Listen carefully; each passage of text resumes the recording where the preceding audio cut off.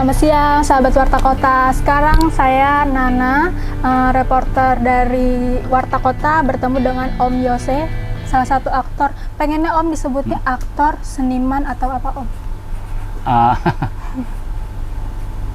Seniman aja deh, karena saya juga di bidang sastra, di bidang teater, film, ya macam-macam juga ya. Yang paling dekat dengan dunia Om sekarang ini apa Om? Teater sama sastra. Teater ya. sama sastra. Ya. Om ini kita dari awal dulu berkenalan dengan Om Yose. Om ini asli Padang ya Om? Kelahiran Padang atau Ya, gimana Om? saya lahir di Padang 14 September 1954. Kemudian di usia 5 tahun ayah saya, keluarga kami pindah ke Kalimantan. Nah, di Kalimantan tahun 1959 sampai tahun 66. Dari tahun 66 pindah ke Jakarta sampai sekarang. Ya. Tapi suka mondar-mandir ke Padang atau gimana Om? Ya, sekali-sekali kalau ada acara seni ya, terutama sastra dan teater, saya suka mendapat undangan dari Padang, kadang-kadang dari Universitas Andalas ya, kemudian dari komunitas-komunitas yang ada di Padang. Kalau untuk belajar sendiri Om, menuntut ilmu berarti udah langsung merantau di Jakarta atau gimana Om dari Iya, saya tahun 66 sampai di Jakarta, pindah ke Jakarta. Kemudian saya waktu itu masih tahun 66 itu masih SD ya. Saya masuk MBFA, ada grup klub sepak bola yang terkenal di Jakarta namanya MBFA, Merdeka Boys Flying Football. Nah, saya main sepak bola sampai tahun 71 sampai di Persija Junior ya, di Jakarta Timur. Ada 2 teman saya yang kemudian meneruskan sepak bola sampai ke menjadi pemain nasional, namanya Dedek Sulaiman sama Aun Harhara. Nah, saya tahun 72 ke tim sampai sekarang ya. Ke tim itu Om kuliah di IKJ atau gimana Om? Belum, waktu itu menganggur ya, karena waktu itu tahun 70-an itu ekonomi kurang baik, kemudian narkoba merajalela di Jakarta waktu itu. Nah, untuk menghindari itu saya ke Taman Ismail Marzuki, belajar kesenian begitu. Kemudian saya bergabung dengan satu grup teater namanya Teater Wijaya Kusuma, pimpinan dari Rendra Karno. Rendra Karno itu aktor tahun 50-an ya. Salah satu filmnya yang terkenal judulnya Citra. Di Teater Wijaya Kusuma itu, di samping dipimpin dan disutradarai oleh Rendra Karno, ada juga di sana Mutimbo Bushe, Min Brojo, Maruli Sitompul, Kusno Sujarwadi. Jadi banyak aktor-aktor hebat dan sastrawan-sastrawan terkenal ada di situ. Ada Virga Belan juga, macam-macam ya. Nah, saya digembleng di situ. Kemudian bersamaan dengan itu saya nongkrong di Taman Ismail Marzuki sampai hari ini, dari tahun 72 itu ya. Berarti darah seni itu mengalir dari keluarga atau emang Om sendiri yang pengen masuk ke sana? Pengen masuk ya. Saya tidak melihat bakat itu dari keluarga karena ayah saya tentara dan ibu saya juga tidak di kesenian. Jadi berkat dari belajar dan belajar, latihan dan latihan. Di samping saya bergabung dengan Teater Wijaya Kusuma, tahun 75 saya bergabung dengan Bengkel Teater Rendra, bergabung dengan Teater Mandiri Putu Wijaya. Saya juga belajar dengan Teguh Karya, dengan Arifin Senur ya. Saya menangani beberapa penataan lampu untuk pertunjukannya. Oh, jadi kalau kita masuk ke teater gitu nggak cuman bakat-bakat yang seperti itu, tapi lampu-lampu gitu juga belajar ya Om? Ya, saya sebelumnya bekerja di Taman Ismail Marzuki dari tahun 73. Saya bekerja di Taman Ismail Marzuki, dan di sana saya menangani penataan lampu, penataan panggung, ya, artistik, ya. Di samping itu juga saya kuliah di IKJ, ya, untuk apa? Untuk keilmuannya saya belajar di IKJ sampai mendapat gelar sarjana dari situ. Dan untuk menambahnya saya kuliah lagi di ISI Solo untuk S2, ya. Berarti penting ya Om, ketika Om udah terjun di dunia kesenian tapi tetap penting ilmu seperti kuliah gitu ya Om? Ya, harus terus belajar dan harus terus mengaktualisasikan diri. Seperti sekarang bentuk kesenian sekarang berbeda dengan tahun 70-an, ya. Jadi kita harus terus mengaktualisasikan diri supaya kita bisa tetap survive, ya, di tengah globalisasi, di tengah derasnya hal-hal teknis dari kesenian, ya. Misalnya seni visual sekarang ini mendera dunia. Nah, kita harus latihan terus-menerus, harus belajar terus-menerus. Kalau tidak, kita ketinggalan. Ya. Sosok siapa? Ada sosok di belakang Om yang mengajar Om tentang teater atau gimana Om? Ya, guru-guru saya itu banyak sekali. Di samping guru-guru saya di Institut Kesenian Jakarta, di situ ada Wahyu Siombing, di situ ada Pramana, ada Wiratmo Sukito, ada D. Jayakusuma, ada Tati Maliati. Banyak sekali guru-guru hebat di IKJ. Juga guru yang lain di luar kampus, ada Rendra, ada Putu Wijaya, ada Teguh Karya, ada Arifin Senur, dan banyak lagi. Guru saya banyak sekali, ya. Saya belajar dari orang-orang hebat yang pernah dilahirkan oleh Indonesia. Sampai akhirnya Om melahirkan sendiri teater sendiri, itu Om bisa diceritakan Om? Ya, tahun 75 saya bersama teman yang namanya Yose Maruta Effendi mendirikan teater Adinda, ya, teater anak-anak. Kemudian 4 kali menang berturut-turut di Festival Teater Jakarta. Nah, pada perkembangannya saya mendirikan Teater Tanah Air di tahun 88, yang kemudian pada tahun 2004 mendapat kesempatan ke Festival Teater Dunia. Sampai sekarang ini, ya, kami sudah main di banyak negara di dunia, termasuk di Jepang, di Jerman, di Rusia, di Maroko, di Kanada, di Swiss, ya, di Malaysia, di Singapura, ya, dan di India juga, ya, di beberapa negara. Pertama kali masuk di dunia internasional tuh di mana Om, negara atau? Di Jepang. Ya, di Jepang waktu itu tahun 2004, ya. Jadi waktu itu saya pertunjukan teater di tim. Kemudian ada tamu dari Jepang, dia sedang mencari grup teater Indonesia yang bisa diikutkan ke Festival Teater Dunia, ya, di Jepang. Nah, akhirnya dia pilih Teater Tanah Air. Dan kita ikut di festival itu, ternyata kita terbaik, ya, di festival, ya. Kemudian 2006 diikutkan lagi di festival teater anak-anak sedunia di Jerman, juga terbaik di festival itu. Di Rusia juga gitu. Nah, sampai sekarang kita selalu mendapat perhatian khusus, ya, di festival-festival teater dunia. Itu festival teater itu untuk anak-anak semua, ya, gimana Om? Untuk anak-anak, ya.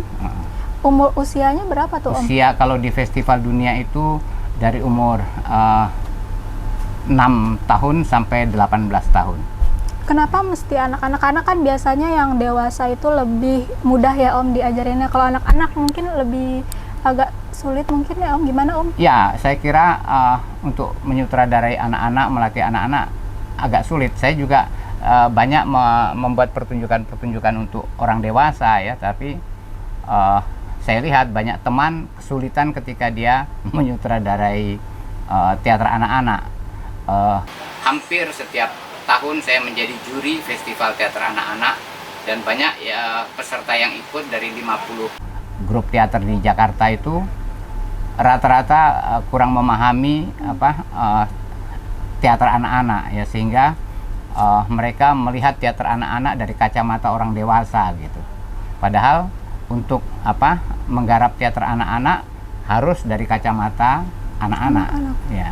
Bagaimana Om bisa menjalani itu? Gitu, maksudnya bisa mengajari anak-anak dengan mudah atau ada pelajaran khusus di Om? Ya, saya sudah melakukannya sejak tahun 75, jadi sudah punya cukup pengalaman. Dan dulu waktu kami pertama kali mendirikan teater anak-anak, kami mengajak 3 teman psikolog ya, dia mahasiswa psikologi dari UI dan dari UNJ ya, sekarang UNJ dulu IKIP ya, untuk membantu. Jadi secara psikologi saya belajar dari teman-teman mahasiswa itu.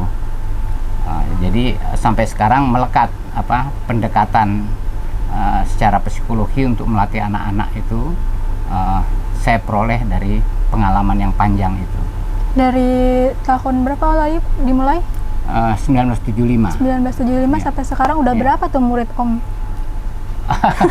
Ya, enggak tahu, banyak sekali. Dan banyak juga yang mengirim kembali anak-anaknya ya, ketika dia berkeluarga dan anaknya mulai besar diajak ke sini. Ada beberapa yang seperti itu, dan bahkan anaknya itu kemudian menjadi pemain film juga ya macam-macam. Tetapi sebetulnya mereka ikut teater tidak harus menjadi seniman ya, tetapi dia akan kalau dia menjadi dokter, dia menjadi insinyur, dia menjadi tokoh di masyarakat, dia mampu berkomunikasi dengan baik ya, dia mempunyai kesantunan tertentu di dalam berkomunikasi. Jadi itu sebetulnya manfaat yang penting ketika anak itu ikut teater ya. Harapan Om untuk teater sendiri dibangun itu sebenarnya apa sih Om? Untuk teater anak-anak ya, untuk memberi kesempatan kepada anak-anak mengaktualisasikan diri, mempresentasikan diri, berbahasa dengan baik, bekerja sama dengan teman-temannya yang berlainan tempat tinggal, berlainan suku, berlainan kecenderungan ya. Mereka bisa bekerja sama, mereka bisa saling menghormati, saling menghargai. Itu yang penting sebetulnya. Ada kesulitan nggak sih Om? Karena kan udah bisa go internasional, anak-anak juga makin pintar. Apa sih Om kesulitannya, ada nggak sih Om? Ya, banyak juga ya, karena seringkali anggota teater tanah air itu ada yang yang unik juga ya, ada yang mempunyai EQ lebih tinggi dan mempunyai taraf kenakalan tertentu. Jadi macam-macam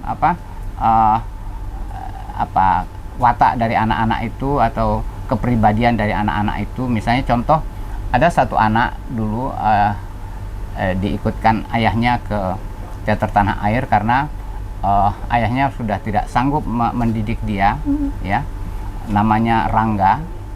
Itu ayahnya itu pernah lagi tidur disiram air gitu, dan selalu setiap hari ada anak menangis dan mengadu ke rumahnya bahwa anak yang menangis itu dipukul oleh Rangga namanya, oleh Rangga ini. Jadi nakalnya minta ampun.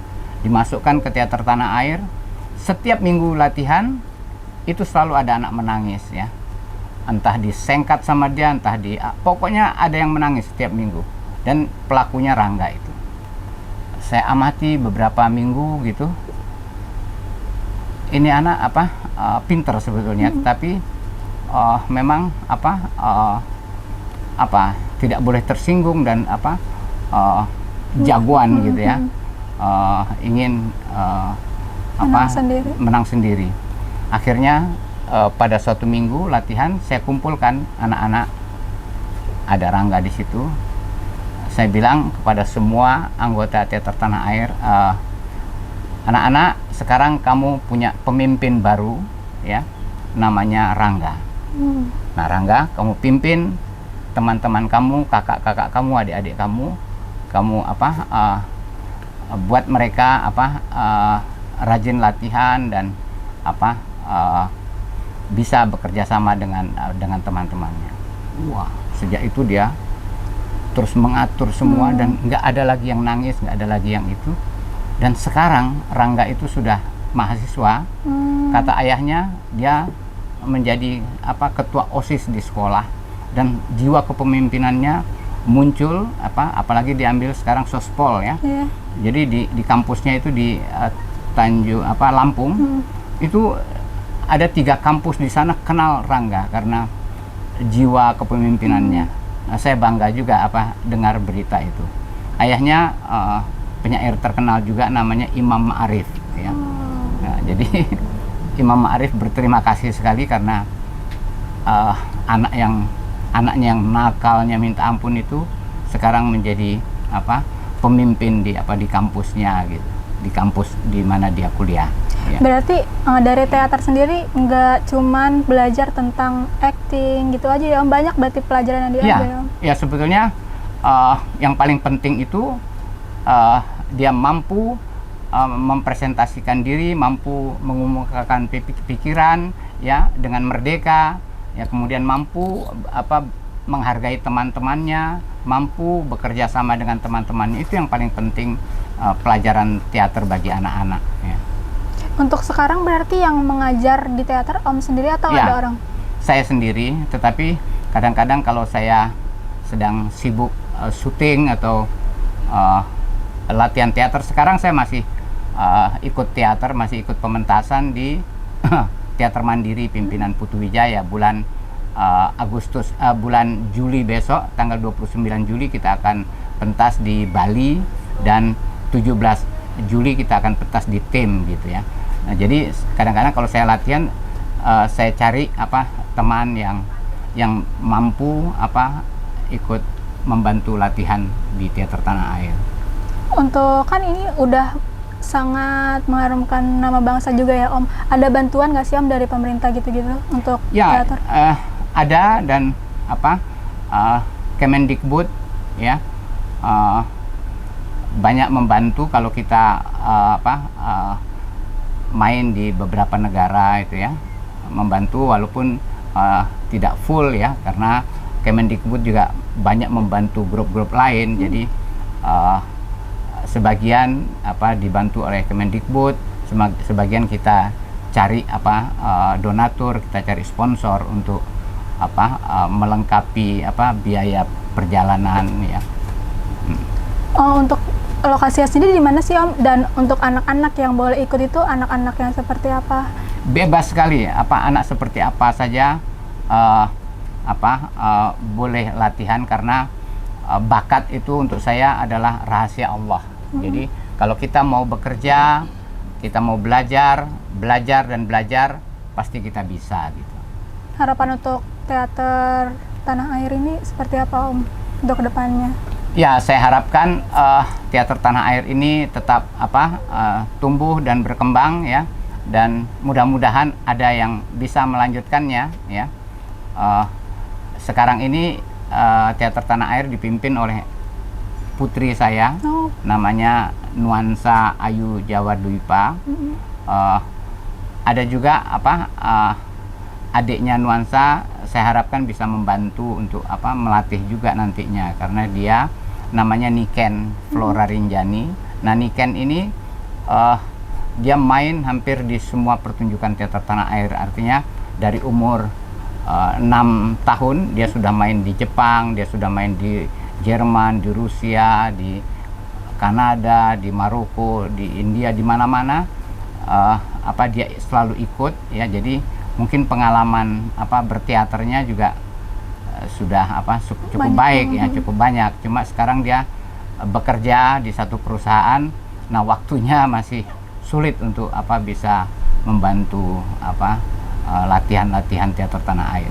Berarti Om mengarahkan anak-anak Om juga ya Om untuk meneruskan Apa cita-cita Om? Tidak mengarahkan, mereka punya pilihan-pilihan sendiri. Jadi dua anak saya sekarang di film ya, anak nomor nomor 2 sama nomor 4 di film. Kemudian yang ketiga itu si Nuansa ini juga sebetulnya kuliahnya di IKJ di jurusan film, tapi dia tidak mau bekerja di film, dia mau mengurus teater tanah air. Nah, Niken ini dia ambil antropologi. Keinginan dia sebetulnya ingin jadi sutradara teater atau sutradara film, makanya dia ambil antropologi supaya mempelajari adat istiadat, suku bangsa dan seterusnya, sehingga ketika dia menggarap ada kedalaman etnik di dalam karya-karyanya kayak gitu. Nah, sekarang kita mau ngomongin lokasi yang kita duduki ini Om. Ini toko buku apa sih Om? Ya, ini namanya Galeri Buku Bengkel Deklamasi. Jadi toko buku yang menjual buku-buku bekas gitu ya, buku-buku second hand. Ide dari Galeri Buku Bengkel Deklamasi ini adalah ketika saya mendapat kesempatan ikut Rendra ke New York, ke Amerika, untuk mengikuti The First New York Festival pada tahun 88. Nah, di New York itu kita hampir sebulan ya, pertunjukan dan latihan. Saya melihat di New York itu beberapa kilo itu ada toko buku di mana-mana, banyak sekali toko buku second hand bookstore begini. Dan saya bisa mendapatkan banyak buku-buku yang saya anggap penting ya, buku teater, buku film, buku sastra gitu, di toko-toko buku itu, dan murah-murah gitu. Saya beli banyak buku, sehingga ketika mau pulang ke Jakarta dari New York itu buku saya 3 koper, akhirnya overweight gitu. Waktu itu Rendra marah, ini gimana nih kamu overweight nih, 3 koper sendiri buku kamu. Akhirnya sebagian buku saya jual ke Rendra gitu. Nah, ketika pulang ke Jakarta, saya terkejut, ternyata Rendra membawa 5 koper. Jadi dia marah itu karena nggak bisa titip. Gitu. Nah, dari situ saya punya ide, wah, di Jakarta perlu nih ada galeri buku bekas gitu.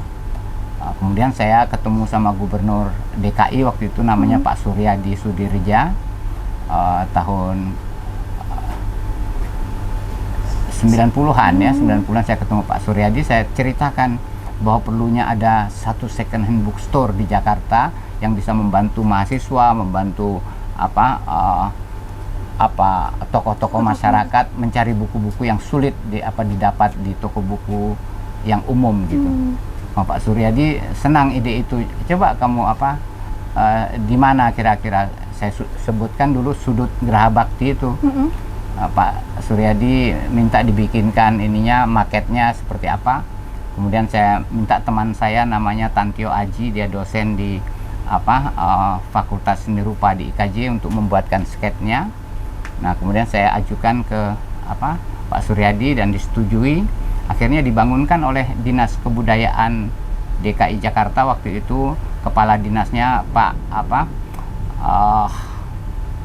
Ashari Baidlawi ya, dibikinkanlah di sudut Geraha Bakti itu.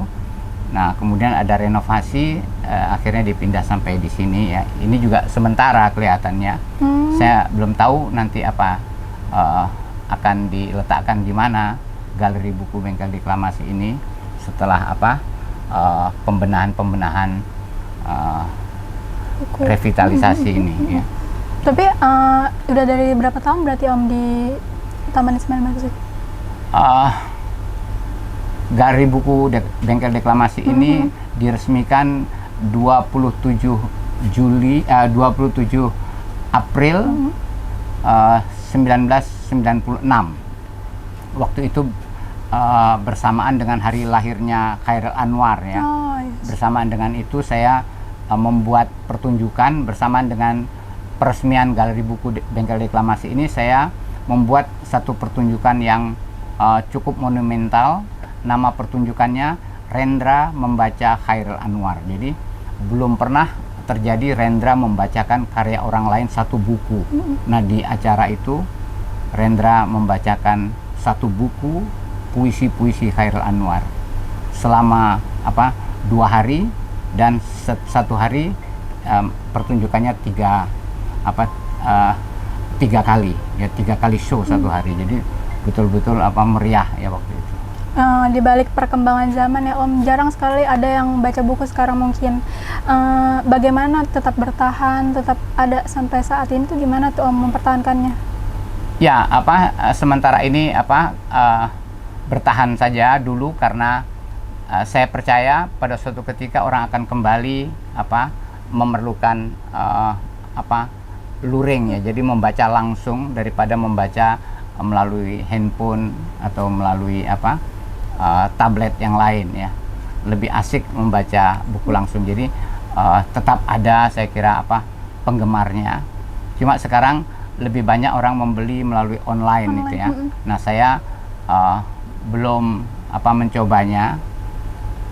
Mudah-mudahan nanti ke depannya kita akan coba juga menjualnya secara online itu. Tapi saya yakin bahwa banyak orang yang masih suka membaca langsung bukunya ya, daripada melalui tablet gitu.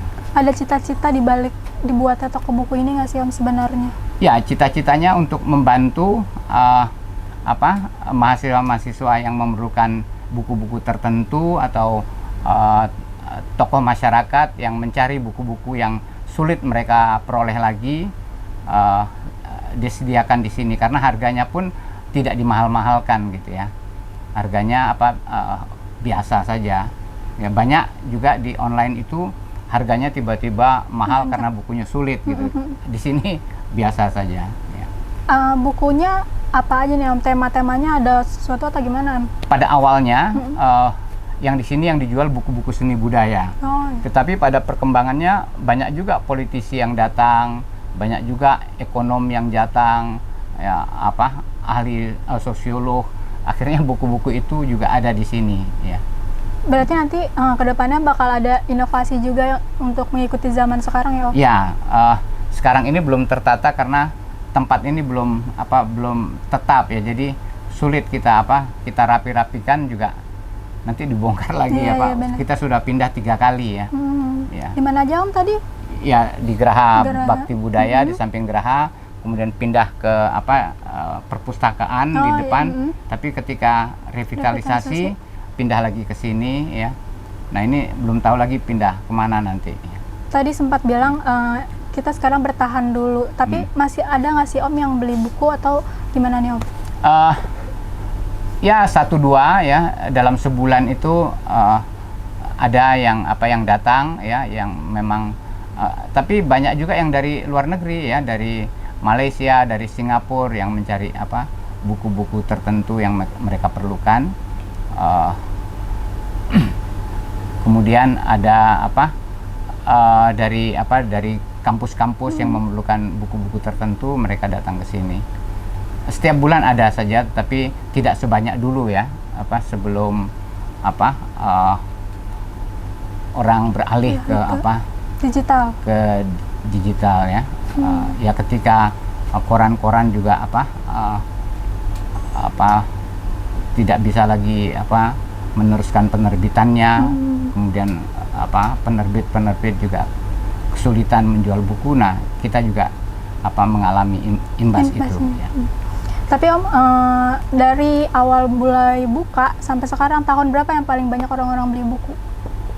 Ya, tahun-tahun 90-an ya. Kemudian sampai tahun 2000 masih banyak orang cari buku. Ya, belakang-belakangan ini aja sebetulnya, ketika koran juga mengalami persoalan imbasnya. Nah, kita juga merasakan itu ya. Untuk sekarang Om, kesehariannya lagi sibuk apa sih Om? Kemarin kan udah film on demand, terus sekarang tuh kesibukannya apa nih Om? Ya, belakangan ini saya sedang persiapan dengan Teater Mandiri Putu Wijaya ya. Putu membuat karya baru judulnya Tapi sebelum itu minggu lalu saya pertunjukan di teater kecil Taman Ismail Marzuki, pertunjukan Randai ya, teater tradisi yang saya aktualisasi menjadi menjadi kekinian. Judul pertunjukannya The Story of Malin Kundang ya. Penuh kemarin kita pertunjukan, rame penontonnya, dan saya aktualisasi Randai yang tradisi itu menjadi bisa dinikmati oleh milenial, kira-kira gitu. Idenya kayaknya nggak pernah putus ya Om. Gimana sih caranya Om terus berinovasi, berkarya gitu Om? Ya, harus mengaktualisasikan diri terus-menerus ya, membaca, kemudian melihat langsung kehidupan, kemudian banyak melihat juga pertunjukan-pertunjukan yang ada di penjuru dunia. Jadi harus terus belajar dan belajar, latihan dan latihan. Jadi kita tidak boleh berhenti di dalam berkarya. Jadi kan sering teman-teman, waduh ini nggak bisa ngapa-ngapain. Nah, saya tabrak itu. Jadi karya-karya saya selalu bertolak dari apa yang ada. Ini saya belajar dari Rendra, saya belajar dari Putu Wijaya. Kalau Rendra bilang kita harus gagah dalam kemiskinan. Jadi biarpun nggak punya apa-apa, tapi kita bisa melahirkan karya yang hebat. Kalau Putu Wijaya bilang bertolak dari yang ada. Kita nggak punya apa-apa, yang tidak kita punya itu kita tampilkan. Misalnya kita cuma punya kursi satu, dengan satu kursi kita bikin karya pertunjukan yang hebat gitu. Nah, saya belajar dari dua tokoh itu. Juga saya belajar dari satu tokoh yang namanya Rujito. Dia ahli skenografi, dia ahli dramaturgi ya, dia ahli artistik. Jadi banyak sekali keahlian Rujito ini. Nah, saya bertahun-tahun membantu dia menangani berbagai pertunjukan ya. Apakah itu pertunjukan dari Teguh Karya, pertunjukan dari Rendra, dari Putu Wijaya, dari Arifin Senur, dan dari banyak tokoh-tokoh lain ya. Sampai sekarang masih sehat, masih banyak aktivitas. Apa sih Om tipsnya bisa dikasih ke sahabat Warta Kota? Alhamdulillah ya, bersyukur dan berdoa dan menjaga kesehatan ya, dengan membatasi diri ya, tidak melakukan yang bisa membahayakan kesehatan kita ya. Dari mudanya emang orangnya sehat, jadinya sampai sekarang tetap sehat, kuat, itu emang kayak gitu bagaimana nih Om? Ya alhamdulillah ya, penyakit juga ada datang ya, tetapi kita sadar bahwa kita ditegur dan kita harus istirahat misalnya. Semboyan saya di dalam hidup dan berkesenian, merenung seperti gunung, bergerak seperti ombak. Artinya kalau kita diam itu seperti gunung itu kelihatan diam, tetapi sebetulnya ada magma di dalam perutnya gunung itu. Jadi ada gejolak. Nah, kalau kita diam, jangan diamnya orang malas, tapi diamnya gunung gitu. Diam tapi pikiran tetap tetap bereaksi ya. Kalau kita bergerak seperti ombak itu kalau dia bergerak dari tengah laut, dia belum berhenti kalau dia belum menyentuh pasir. Nah, kalau kita punya tujuan, kita punya cita-cita, capai cita-cita itu ya sampai tercapai. Seperti ombak yang bergerak ke pantai. Untuk dunia acting sendiri Om, kayak kemarin di On Demand Day itu Om sebenarnya berawal dari teater atau memang belajar acting juga Om? Iya, kebetulan sutradaranya itu, ayah sutradaranya itu teman saya ya, Leon Agusta namanya. Bahkan ketika Paul Fauzan Agusta ini membuat skenario, yang terbayang oleh dia saya. Jadi tahun 2015 tuh saya sudah diberi skenario sama Paul, padahal diproduksi tahun 2022 ya. Jadi saya yang mendapat skenario pertama, kedua Yayang, baru aktor-aktor lain ya, setelah 5 tahun kemudian gitu. Jadi ketika Paul itu ditanya sama wartawan, bagaimana kamu kenal sama Om Yos? Kata Paul, Om Yos ini kenal saya sejak saya dalam perut katanya. Jadi memang ada kedekatan tertentu yang membuat film itu menjadi sangat wajar ya ketika dibuat dan bisa menggambarkan keluarga masyarakat Minang dengan sangat luar biasa ya. Bahkan keindahan alamnya bisa tergambarkan oleh sutradara. Tapi untuk film sendiri udah ada sebelumnya atau gimana? Ya, saya juga main di beberapa film yang lain. Ada film Uruh ya. Itu setiap di YouTube ada. Uruh itu sutradaranya dari Belanda, film Belanda. Kemudian ada Zamrud Khatulistiwa atau Tropic of Emerald, itu sutradaranya juga di Belanda. Sayang film itu tidak beredar di Indonesia, beredarnya di Eropa. Kemudian ada Puisi Tak Terkuburkan yang dibikin oleh Garin Nugroho. Kemudian ada Fiksi. Fiksi itu juga pernah menang di Festival Film Indonesia tahun 2015. Kemudian ada Danur ya. Saya main sama Prilly di film itu. Ya ada film-film lain, ada Fathahillah. Jadi setelah usia hampir 70 tahun baru dapat peran utama. Biasanya peran-peran pembantu gitu ya. Tapi ada kriteria khusus untuk masuk di dunia film, maksudnya masuk di judul film. Kalau mau masuk film dulu, apa ada kriteria khusus gitu, Om? Nggak ada, ya, nggak ada karena induk dari acting film itu adalah teater, ya. Film yang paling berkesan untuk Om apa nih, Om? Dari yang udah Om perankan sejauh Ya, saya ini? kira Onde Mande ini yang paling berkesan karena kerjasamanya sangat kompak. Kemudian saya bekerja dengan orang-orang hebat ya, anak-anak muda yang kreatif, yang tulus berekspresi gitu ya. Jadi aktingnya sangat natural sekali dan kami bekerja sama sangat baik ya, sangat baik, dan alam yang ada di Maninjau itu juga sangat menunjang ya. Ada harapan lagi nggak sih, Om, untuk main film apa lagi nih, mau main apa lagi gitu ke depannya? Saya terbuka saja ya, mengalir saja. Kalau nanti dapat tawaran lagi, mudah-mudahan saya bisa menjalankan kerjasamanya dengan baik. Untuk saya yang penting terus belajar dan kita harus bisa bekerja sama dengan siapa saja, di mana saja, kapan saja. Terakhir Om, ada sampai nanti ada nggak sih Om waktu Om mau pensiun atau apa gitu, Om?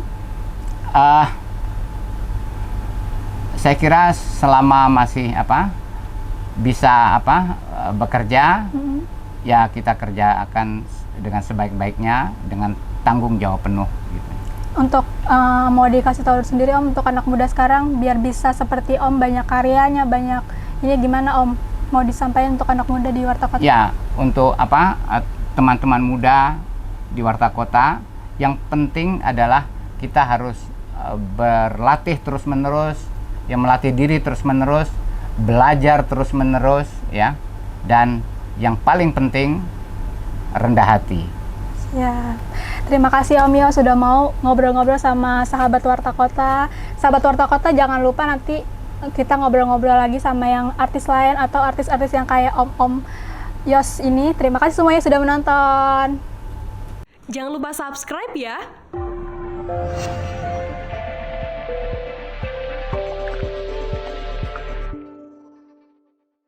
Jangan lupa subscribe ya.